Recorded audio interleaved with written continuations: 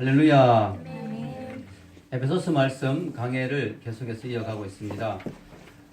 에베소서에서 보면 성령 충만하라는 말씀을 강조하고 있죠. 성령 충만하라. 근데 이 성령 충만은 그냥 내가 충만했다, 은혜롭다 이걸로 끝나는 게 아니라 반드시 인간관계에서 열매로 나타나야 된다는 사실을 말씀하고 있습니다. 그것이 세 가지가 중요한 것이 나오고 있죠. 그래서 우리가 지난번에 공부했던 부부관계, 성령이 충만해지면 부부관계에서 변화가 있다, 열매가 있다.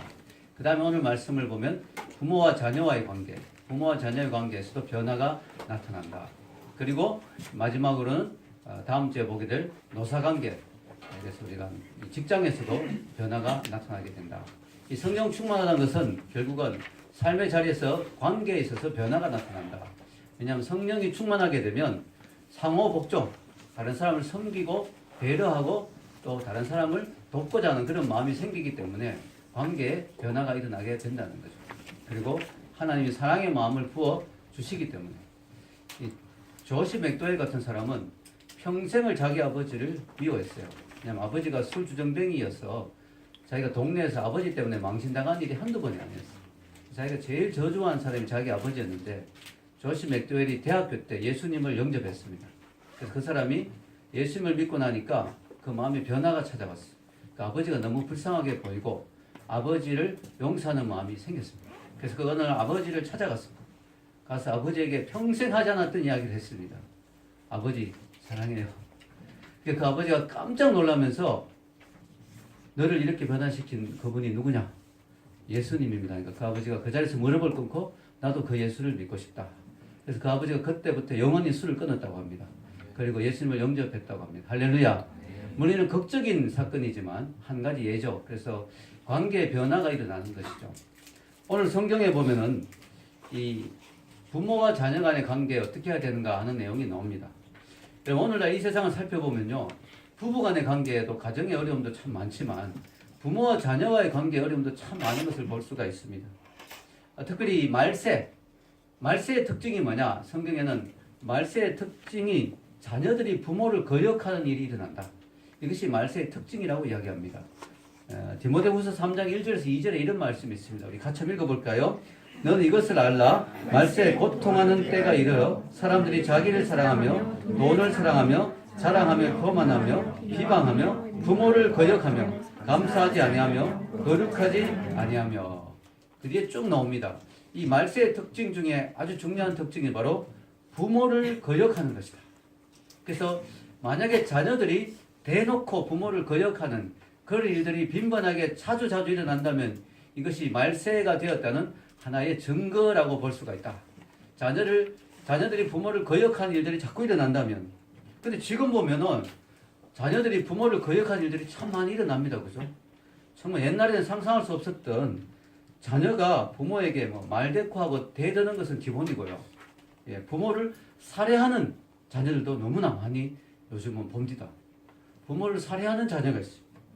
또 젊은이들이 노인들을 우습게 여기고 함부로 대하거나 폭행하는 일도 참 많습니다. 그죠? 이 말세의 특징이에요. 또 부모도 마찬가지죠. 부모도 자녀를 눈에 넣어다 아프지 않는 게 자녀다 이렇게 말하는데, 그죠? 그 자녀를 너무나 심하게 학대하는, 친부모인데도 자녀를 너무나 심하게 학대하는 경우도 많고요. 또 심지어는 살기 싫다, 그래서 자녀를 데리고 동반자살하는 그런 일들도 너무나 많이 일어나고 있습니다. 바로 이런 것들이 뭡니까? 말세의 특징이 바로 나타나고 있는 것이죠. 부모와 자녀와의 관계는 천륜의 관계죠. 하늘이 맺어준 관계. 정말 인간으로서는 가장 귀중한 관계인데 이런 일들이 일어나는 것은 바로 마지막 때가 되었다는 증거라고 볼 수가 있다는 것이죠. 참 여러분, 오늘날 저도 부모지만 자녀를 참 키우기 힘든 세상이 되었죠. 왜냐하면 이 세상이 너무나 타락해서 우리 자녀들에게 잘못된 가치관을 많이 심어주기 때문에 자녀들이 친구 관계에서 또 학교에서 또 여러 가지 인터넷이나 여러 가지를 통해서 잘못된 세상적인 가치관을 엄청나게 많이 주입받잖아요. 부모가 자녀에게 줄 수 있는 그런 시간, 가치관을 심어줄 수 있는 시간은 얼마 없는데 부모와 자녀의 대화가 별로 없잖아요. 근데 다른 것들로 인해서 나쁜 가치관이 많이 들어오잖아요. 이건 비교해봤어요. 어떤 분이 비교해보니까요. 1940년대하고 1990년대에 비교를 해보니까요. 아이들이 학교에서 이렇게 뭘 잘못해서 징계를 받잖아요.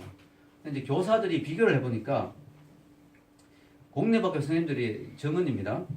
1940년대 아이들이 학교에서 징계를 받는 건 다음과 같은 이유 때문이었습니다. 주로 막말, 떠드는 거, 대드는 거, 복도에서 뛰는 거, 새치기 하는 거, 복장을 위반하는 거, 쓰레기를 아무데나 버리는 거, 이런 것 때문에 많이 지적을 당하고 학교에서 이렇게 징계를 받았다고 합니다. 그런데 1990년대 그때만 해도 벌써 마약 복용, 미국의 경우입니다. 마약 복용, 상습적 음주, 임신, 자살, 강간, 도둑질, 폭행 이런 것 때문에 아이들이 징계를 받는 일들이 많이 있었다고 합니다. 지금 최근에 이제 캘리포니아에서 마약이 합법화됐죠. 그래서 이제는 정말 어떻게 될지 어떻게 보면 지옥의 문을 열어준 게 아닌가 하는 생각이 좀 듭니다. 너무나 심각한 거죠. 너무나. 여러분, 이런 시대에 우리가 어떻게 살아야 되느냐? 세상 사람들이 다 이렇게 산다고 우리도 그렇게 살아야 되느냐? 그렇진 않죠. 그죠? 오늘 성경에는 부모와 자녀가 어떻게 하면은 이상적인 그런 관계가 될 수 있는가 하는 것이 성경에 나와 있습니다. 그래서 여러분, 성경을 저는 인생 매뉴얼이라고 표현하고 있습니다. 인생 매뉴얼. 우리가 고급 제품일수록 매뉴얼을 따라 써야지 함부로 쓰면 고장나죠. 우리가 인간이 너무 귀중한 존재인데 하나님이 인간이 어떻게 살아야 될지를 매뉴얼을 주셨어요. 부부는 이렇게 하면은 아름다운 가정이 된다. 부모와 자녀는 이렇게 하면 참 아름다운 부자, 부녀 간의 관계가 된다. 또 직장에서는 이렇게 하면 참 아름다운 관계가 된다 하는 매뉴얼을 주셨어요. 이 매뉴얼대로 우리가 해야 된다는 거예요. 아멘? 매뉴얼을 주신 거예요. 자, 오늘 여기 보면은 먼저 자녀에게 주시는 명령이 있고요. 그 다음에 부모에게 주시는 명령이 있습니다. 자, 자녀에게는 이런 명령을 주십니다. 에베소서 6장 1절 한번 읽어볼까요? 자녀들아, 주 안에서 너희 부모에게 순종하라. 이것이 옳으니라. 아멘. 이렇게 나와 있습니다. 부모에게 순종하라. 이 순종이 이 원어적으로 어떤 의미냐면요. 헬라어로 이렇게 살펴보면 휘파쿠에타라는 뜻이에요. 휘파. 휘프가 이제 밑에라는 뜻이죠. 아쿠에타는 듣는다. 그래서 밑에서 듣는다. 이런 뜻입니다. 즉 순종은 다른 게 순종이 아니고 부모가 뭐 말을 할 때 낮은 자세로 겸손한 마음으로 받들어 듣겠다는 그런 자세로 듣는 거. 아, 뭐 부모님 헛소리 하네. 오늘도 잔소리 하네. 이런 식으로 아주 교만한 마음으로 듣는 게 아니라 우리 부모님이 나를 사랑하셔서 필요한 말씀을 주시는구나 해서 잘 듣겠습니다 하는 마음으로 겸손한 마음으로 듣는 것이 바로 순종이라는 거죠. 그리고 그것을 듣고 그대로 행하는 것. 이것이 바로 순종이라는 것입니다. 여러분, 우리가 부모에게 순종해야 되는 이유가 뭘까요? 하나님이 부모님을 하나님의 대리자로 우리에게 주셨어요. 즉 하나님 우리를 키우셔야 되는데 하나님이 이 땅에 부모를, 자녀를 하나님의 일을 하는 자녀를 잘 키우는 대리자로 주셨습니다. 그래서 이 부모에게는 하나님의 권위가 있죠. 하나님 주신 맡기신 권위. 그 권위에 우리가 순종하지 않으면 우리가 하나님께 우리가 대적하는 것이 되는 겁니다. 물론 때로는 순종하기 싫은 부모님도 있습니다. 진짜 말도 안 되는 부모님도 있고요. 너무너무 심하게 하는 부모님도 있습니다. 그러나 우리가 이 순종해야 되는 이유는 뭐예요? 훈련하는 거죠. 훈련하는 거. 여러분, 우리가 정말 뭐 부모님이 순종하고 싶은 마음이 드는 부모님은 더 좋겠지만 그렇지 않은 부모님일지라 우리가 순종하는 것이 훈련이라 생각해요. 훈련. 여러분, 자고로 부모에게 대들고 순종하지 않는 사람 치고 하나님께 순종한 사람을 제가 본 적이 없어요. 하나님께 순종하는 스피릿, 훈련을 한다고 생각하면 좋을 것 같아요. 그래서 여러분, 부모님이 정말 마음에 안 들면 우리가 기도는 해야 되겠죠. 하나님, 부모님이 잘못하고 있는데 좀 바꿔주세요. 부모님 깨닫게 해주세요. 이런 기도는 필요하겠지만 그러나 그럼에도 불구하고 우리가 순종하는 훈련을 하는 것이죠. 여러분, 눈에 보이는 부모도 순종하지 않는 사람이 눈에 보이지 않는 하나님을 어떻게 순종할 수 있겠습니까? 여기 보면 이것이 옳으니라 이렇게 되죠. 이것이 옳으니라. 당연히 그렇게 하는 것이 맞다 하는 것이죠. 여러분, 존 스타트 목사님은 이 부분을 주의하면서 이것이 옳으니라는 의미를 이 자연법에 속한 거다. 즉 이거는 꼭 성경을 이야기하지 않아도 인간의 본성적으로 하나님 주신 마음이다. 그래서 여러분, 서양의 철학자들도, 성경을 모르는 철학자들도 부모에게 효도하는 것을 가르치잖아요. 또 동양의 우리 사상가들 뭐 이렇게 보면은 다 부모에게 효도하는 것이 중요하다고 이야기를 하죠. 이게 우리 본성적으로 해야 되는 그런 우리 마음에 주신 그런 기본적인 태도다. 이것이 옳다. 성경은 거기서 더 나가서 이것이 하나님을 기쁘시게 하는 행동이다. 이렇게 되어 있습니다. 여러분, 골로새서 3장 20절을 보면요. 이 골로새서 말씀이 이 말씀하고 비슷한 말씀이에요. 한번 읽어보겠습니다. 시작. 자녀들아 모든 일에 부모에게 순종하라. 이는 주 안에서 기쁘게 하는 것이니라. 이 주 안에서 기쁘게 하는 이 말이 영어로 보면 이제 please the Lord. 주님을 기쁘시게 하는, 주님을 기쁘게 만드는 일이다. 우리가 부모님께 순종할 때 주님이 보시면 기뻐하신다는 거예요. 참 기특하다. 참 훌륭하다. 이렇게 봐주신다는 거예요. 할렐루야. 주님이 기쁘게 봐주신다 하는 것이죠. 그런데 여러분, 여기서 한 가지 우리가 주의해야 될 것은 부모님에게 우리가 정말 가급적 모든 일에 다 순종해야 되지만 예외가 있다. 예외가 뭐냐? 오늘 읽은 말씀에 자녀들아 주 안에서 부모에게 순종하라. 즉 부모님이 주님의 뜻에 어긋나는 일을 시키면 그것까지 순종할 의무는 없다는 거예요. 예를 들어 너 이제부터 교회 나가지 마. 너 예수 그만 믿어. 부모님께 순종해야죠. 할렐루야. 알겠습니다. 이게 아니라는 거죠. 물론 부모님께 순종하는 데 있어서 타협의 여지가 있는 부분은 있습니다. 예, 부모님께 순종할 때 있어서 양보를 조금 해야 될 부분이 있을 수 있어요. 부모님이 저렇게 교회 나가는 거 싫어하니까 내가 셀 모임은 못하고 당분간 예배만 드리고 가야 되겠다. 뭐 이런 식으로 조금 타협할 수 있는 부분이 있어요. 그러나 부모님이 너 예수 믿지 마 라고 할 때 이건 타협할 수 없는 부분이죠. 타협할 수 없잖아요. 타협이 안 되는 부분이 있어요. 주님의 뜻과 완전히 어긋날 때 타협이 안 되는 부분은 타협해서는 안 됩니다. 이거는 부모님의 뜻에 순종하면 안 되는 거예요. 그래서 우리가 지혜는 필요하지만 그러나 주 안에서 순종하라. 아멘. 주 안에서 순종하라 하는 것이죠. 자, 이 부모에게 순종하고 부모를 공경하는 자녀에게 주신 하나님의 놀라운 약속이 있습니다. 2절에서 3절까지 한번 읽어보겠습니다. 내 아버지와 어머니를 공경하라. 이것은 약속이 있는 첫 계명이니 이로써 내가 잘되고 땅에서 장수하리라. 아멘. 여러분 이 부모님을 공경하는 것은 계명이죠. 계명. 그래서 여러분 10계명에도 이게 나오죠. 10계명 출애굽기 20장 12절 한번 읽어보겠습니다. 내 부모를 공경하라. 그리하면 내 하나님 여호와가 내게 준 땅에서 내 생명이 길리라. 자, 여러분 이 부모를 공경하는 것은 우리가 당연히 해야 될 계명입니다. 율법입니다. 명령입니다. 법입니다. 여러분 너무 감사한 게요. 이 세상에는 법을 지킨다고 상을 주지는 않습니다. 여러분이 자동차를 몰 때 교통신호를 잘 지킨다고 경찰이 불러 세워서 상을 줍니까? 모범 시민입니다. 어떻게 이렇게 신호를 잘 지키십니까? 이런 거 없습니다. 다만 안 지키면 걸리면 딱지죠. 안 지키면 당하는 수가 있지만 잘 지킨다고 상 주는 일은 없습니다. 여러분 부모를 공경하는 것은 당연히 해야 될 명령이고 계명이고 법인데 이걸 잘한다고 상을 주겠다는 것은 너무 감사한 일입니다. 할렐루야. 이거 하나님 은혜거죠. 은혜. 이거는 뭐 보너스죠. 이건 바라지도 못하는 걸 받는 거죠. 그래서 여러분 너무 감사한 거죠. 하나님은 부모를 공경하고 부모를 순종하는 자에게는 당연한 거지만 당연히 해야 되는 거지만 하나님은 상급까지 약속해 놓았어요. 이 땅에서도 상을 주겠다. 잘되고 또 장수하는 복. 이 말은 기계적으로 자동적으로 부모님께 효도하면 무조건 잘되고 무조건 장수한다. 이런 뜻은 아닙니다. 부모님께 효도했는데도 일찍 죽는 수도 있어요. 예외는 있잖아 언제나. 그러나 일반적으로 볼 때 부모님께 효도하고 부모님을 잘 섬기면 이 땅에서 하나님 주신 은총과 축복을 받는 사람이 된다 하는 그런 의미입니다. 할렐루야. 얼마나 감사합니까? 당연히 해야 되는 일인데 상급까지 약속하시니까요. 자, 그러면요. 자녀에게 이렇게 하나님이 명령을 하셨는데 부모에게는 뭐라고 말씀하셨느냐? 4절을 한번 읽어보겠습니다. 4절. 또 아비들아 너희 자녀를 노엽게 하지 말고 오직 주의 교훈과 훈계로 양육하라. 자, 여기서 보면 눈에 들어오는 단어가 자녀를 뭐 하지 말라? 노엽게 하지 말라. 자녀가 노여워할 수가 있다. 자녀가 화를 낼 수가 있다. 그런데 이 말을 우리는요, 당연히 자녀를 노엽게 하면 안 되지. 이렇게 아버지이지만 조심해야지. 이런 생각이 들지만요.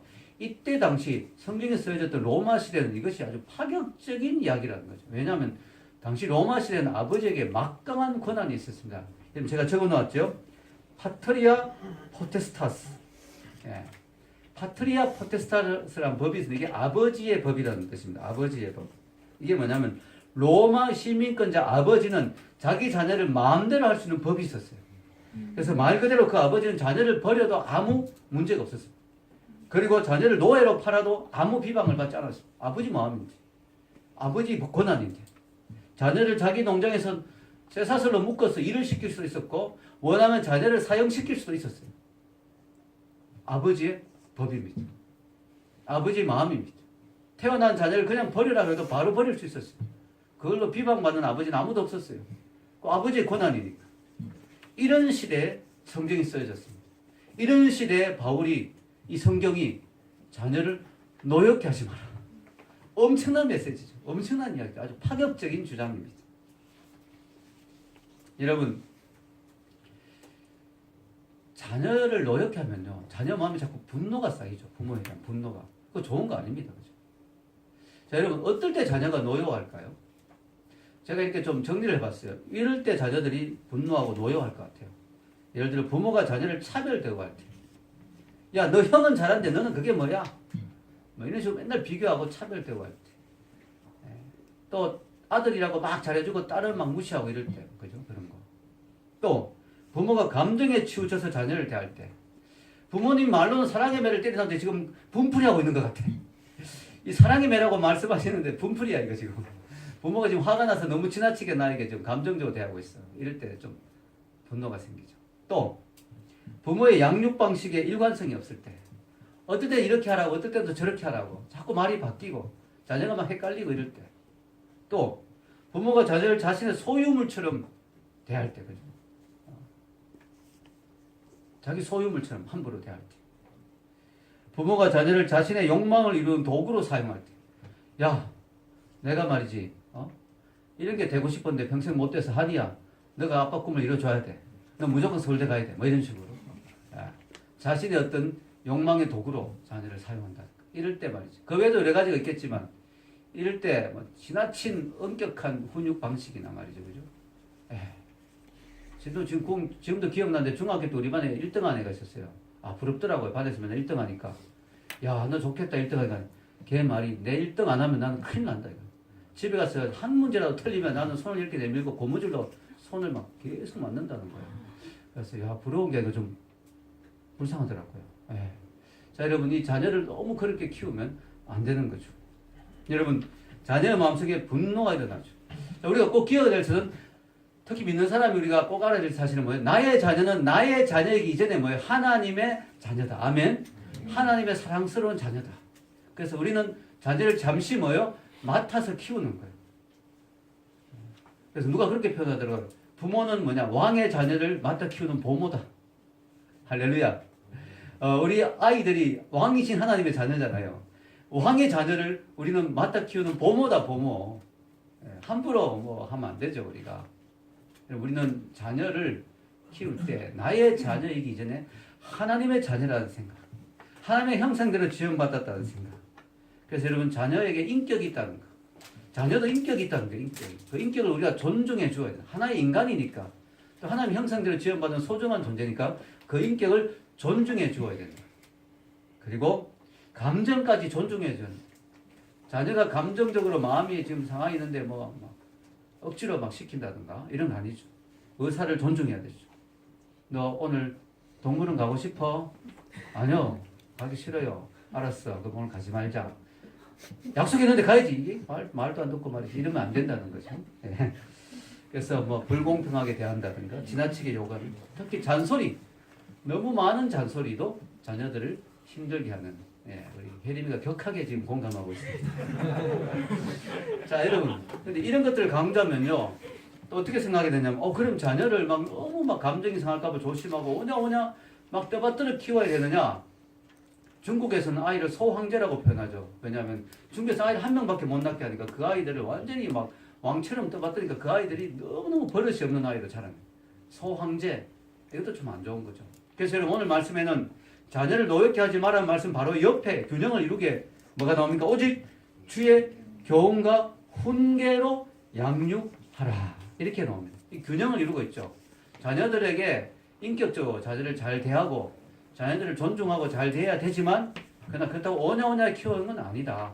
자녀에게 필요한 대로 양육과 훈계, 또 교훈 이런 것들을 주고 자녀들을 잘 키워야 된다 하는 것이죠. 오늘날 보면은 자녀가 뭐 하나밖에 없는 집도 많고 하다 보니까 너무 자녀를 떠받들어 키워서 그 자녀들이 뭐예요? 너무 버릇없는 아이로 자라는 경우가 참 많잖아요. 공공장소나 식당에 가보면 그런 경우가 종종 있죠. 아이들이 막 떠들고 막 정신없이 막 그러는데 부모는 가만히 있죠. 가만히 있죠. 플라톤이 일찍 이런 말을 했어요. 이 세상에서 가장 다루기 힘든 동물은 사내아이다. 플라톤이 했는 말입니다. 에너지가 넘치는 사내아이들 막 떠들고 뛰어다니고 막 그런데 부모는 귀엽다고 막 보고 있죠. 옆에 사람 눈살을 찌푸리는데 이거는 자녀에게 관대한 게 아니라 자녀를 무관심하게 대하는 것, 자녀를 망치는 것이죠. 여러분, 사회학자가 이런 이야기를 합니다. 아이들의 버릇이 보통, 특히 사회생활에 필요한 버릇이 5살 때까지 보통 형성된대요.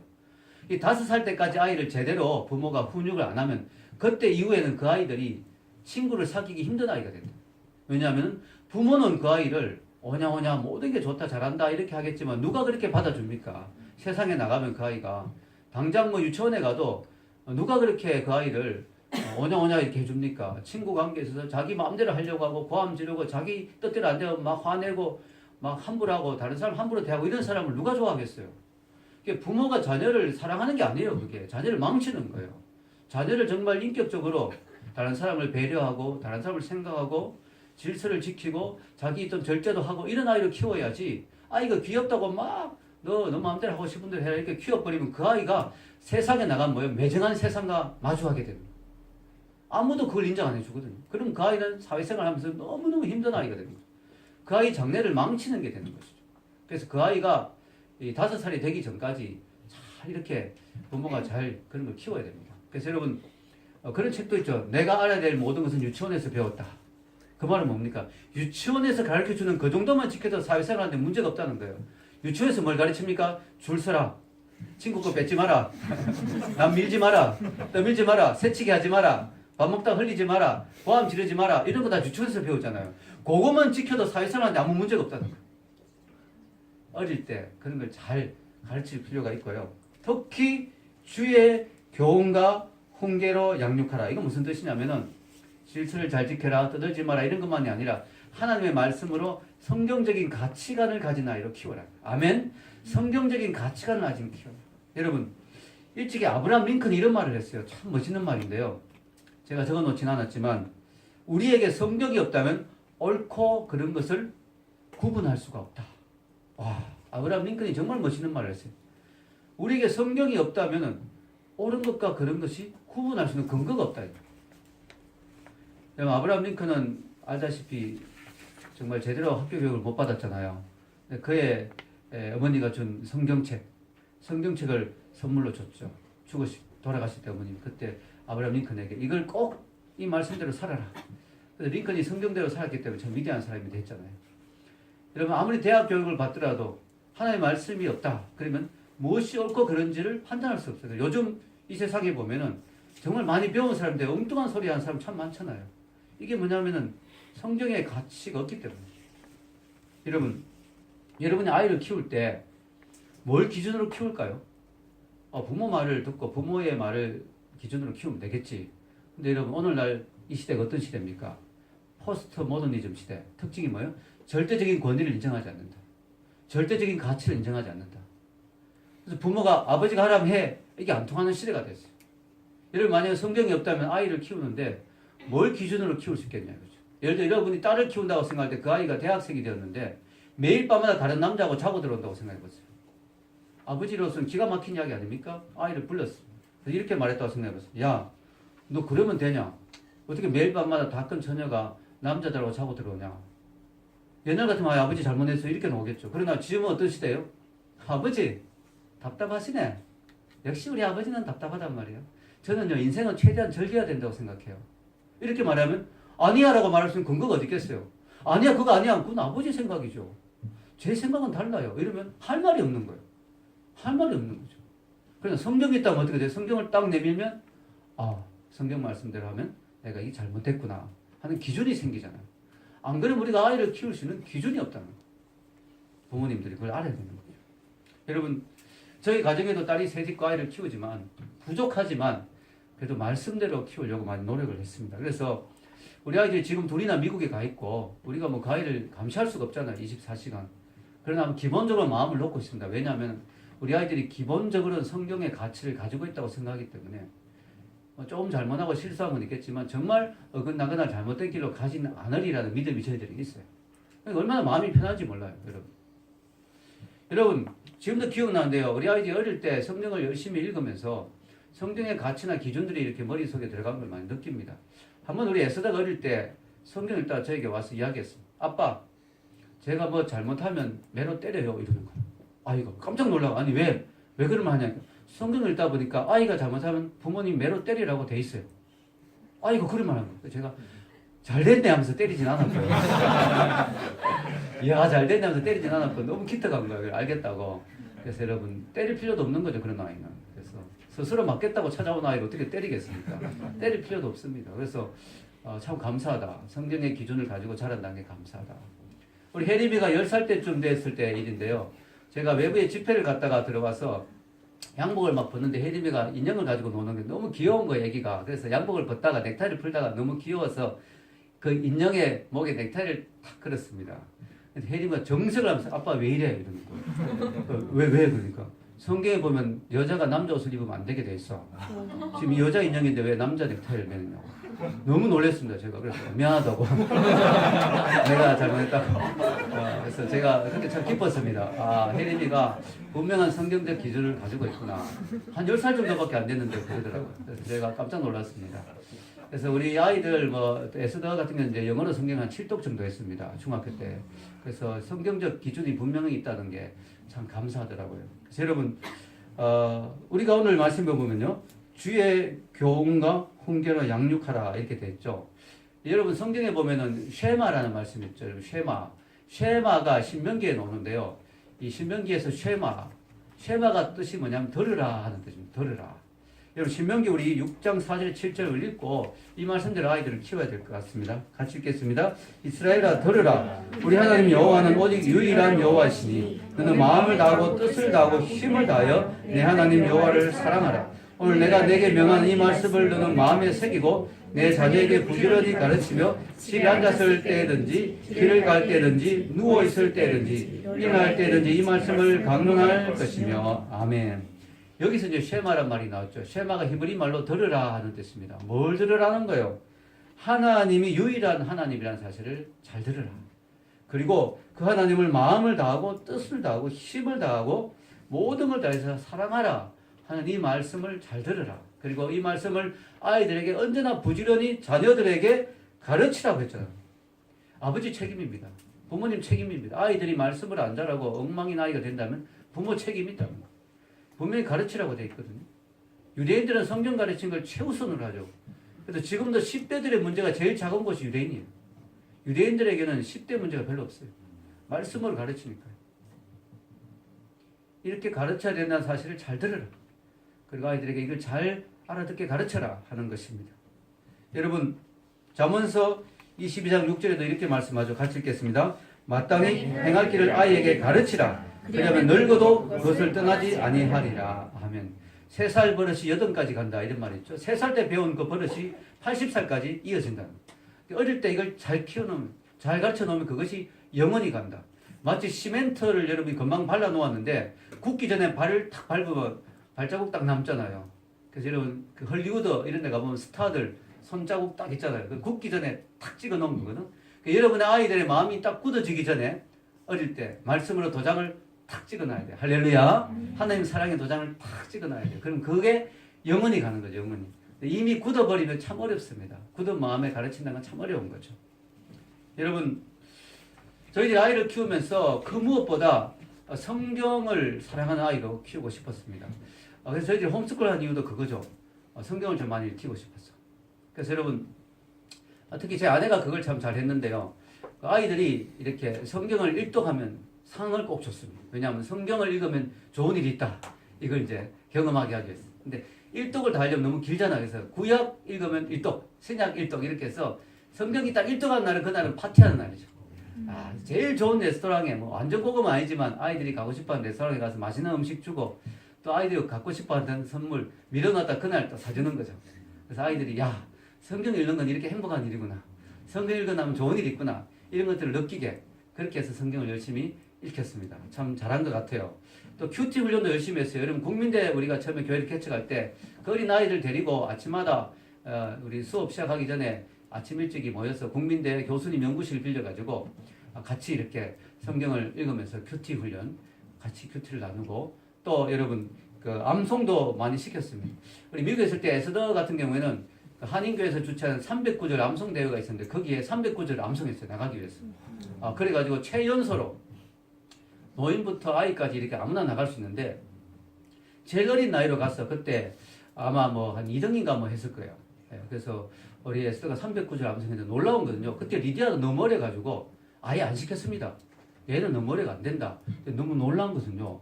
에스더가 암송을 옆에서 구경만 했는데 다 외워버리더라고요. 이게 리디아가 천재여서 그런 게 아니고 이 어릴 때는요. 도장 찍듯이 그냥 막 이렇게 저절로 외워지는 것 같아요. 그래서 너무 놀랐는 게 에스더가 막 10편, 23편 막 외우는데 갑자기 리디아가 암송이 끝나니까 벌떡 일어나니 완전 애기인데 벽 이쪽에서 저쪽으로 막 뛰어다니면서 여호와는 나의 목자시네. 저쪽으로 뛰면서 내게 부족함이 없어. 막 뛰면서 계속 암송하는 거예요. 그리고 에스더서 성경 에스더서를 스토리로 만들어가 또 성경 인물 뭐 성경 내용 뭐 스토리 대회가 있었는데 거기 에스더가 나갔거든요. 거기서 대상을 받았는데 나가면서 에스더서를 다 외우겠어요. 에스더를. 그러니까 에스더가 에스더서를 외우면 좋잖아요. 리디아는 옆에서 구경만 했는데 갑자기 에스더가 암송이 끝나니까 자기 옆에서 갑자기 나오더니 에스더를 처음부터 끝까지 자기가 그대로 똑같이 하는 거예요. 이 나라는 말이죠 이러면서 왕이 말하기 전에 왕비가 나오면은 죽는 나라예요. 크크 이상한 나라지요. 하고 막 자기 혼자 너무 똑같이 하는 거예요. 너무 신기한 거예요. 여러분 그때 여러분 느낀 것은 아이 때는 여러분 너무 암기력이 뛰어나요. 저도요 대학교 때 예수를 믿고 암송했는데 지금도 그대로 다 기억나요. 근데 지금은 외워도 잘 안 외워져요. 그러니까 여러분 총명할 때 여러분 지금 나이는 아직까지 늦지 않았습니다. 암송 많이 하시고 또 여러분 아이들 암송 시키시기를 축원합니다. 여러분 오늘 보면 내 마음판에 새기며 이걸 가르치라 그랬죠. 여러분 내가 먼저 부모가 마음판에 말씀을 새겨야 내가 아이를 가르칠 수 있는 거예요. 내 부모가 말씀이 없는데 어떻게 아이를 가르칠 수 있겠어요. 나부터 먼저 말씀을 새기고 가르쳐야 될 줄로 믿습니다. 아멘. 여러분 제가 참 이런 것들을 보면서요 아이들을 키우는 데 있어서 부모가 참 중요하다. 부모가 먼저 모범이 돼야 된다. 부모가 먼저 하나님 말씀을 사랑하고 가까이 하는 모습을 보여야 된다. 부모가 매일 텔레비전만 보고 스마트폰만 보고 있는데 아이가 어떻게 성경을 보겠습니까? 저희도 아이들이 한 2-3살 때부터 텔레비전을 껐습니다. 그때부터 지금까지 텔레비전 안 본 지 한 20년 됐는데 안 보게 됐어요. 왜냐하면 아이들 책을만 읽히려고. 부모는 텔레비전 보면서 막 책바라면 안 되잖아요. 부모가 먼저 텔레비전을 끄고 책을 열심히 보니까 아이들도 같이 보더라고요. 책을 보고 성경을 보더라고요. 그래서 여러분, 이 부모가 아이를 교육하는 데서 가장 중요한 제일 먼저 첫째 조건은 부모가 어떤 사람이 되느냐. 이게 제일 중요한 준비라고 생각이 듭니다. 그래서 여러분 결론을 내리겠습니다. 오늘 말씀에 보면 성령 충만한 부모라는 제목으로 말씀을 드렸는데요. 시편에 이런 말씀이 있어요. 시편 127편 4절에서 5절 한번 읽어보겠습니다. 젊은 자의 자식은 장사의 수중의 화살 같으니 이것이 그의 화살통에 가득한 자는 복되도다. 장사가 말이죠. 아무리 힘이 세도 화살이 없으면 날릴 게 없으면 힘을 못 쓰잖아요. 화살통에 화살이 꽉 있으면 마음이 든든하죠. 여러분 자녀가 있으면 키울 때는 힘들지만 나이가 좀 들면 마음이 든든합니다. 자녀들이 많으면 마음이 든든하죠.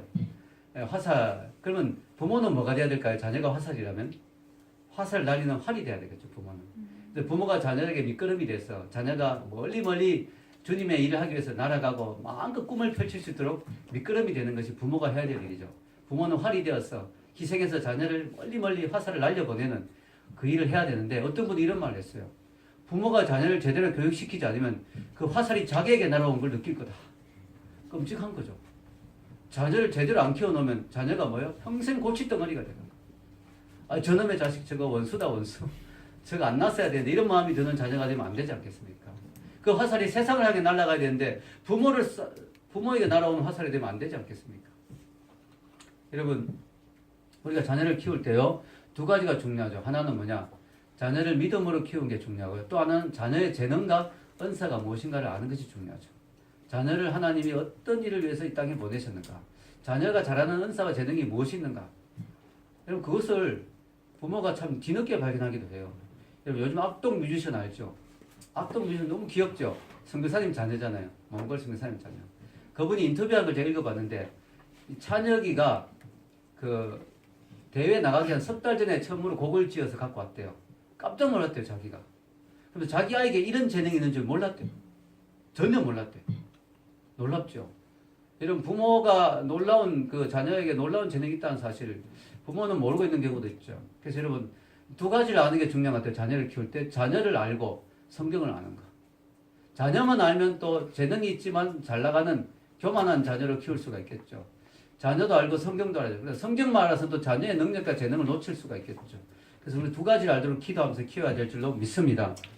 우리 모두는 완벽한 부모가 될 수는 없습니다. 그러나 기도하는 부모는 될 수가 있습니다. 전 이 말이 너무 좋다고 생각해요. 이 세상에 완벽한 부모가 어디 있겠습니까? 우리가 완벽한 부모는 될 수 없어요. 그러나 기도하는 부모는 될 수 있다. 우리가 자녀를 위해서 기도는 해줄 수 있지 않느냐. 그게 가장 귀중한 것이죠. 여러분 이런 말이 있습니다. 부모가 아이를 키우지만 아이도 또한 부모를 성장시킨다. 여러분 부모가 아이를 키우면서 많은 걸 배우는 거예요. 여러분 아이도 부모를 통해서 성장하지만 부모도 아이를 통해서 성장하는 거예요. 그래서 저는 이런 말도 좋은 것 같아요. 아빠는 왜 그래? 하면 아빠 이런 말 할 수 있겠죠. 미안해 처음 해보는 거라서. 처음 해보는 거라서 미안해. 아빠 노릇 처음 하는 것은 서툴러서 미안해.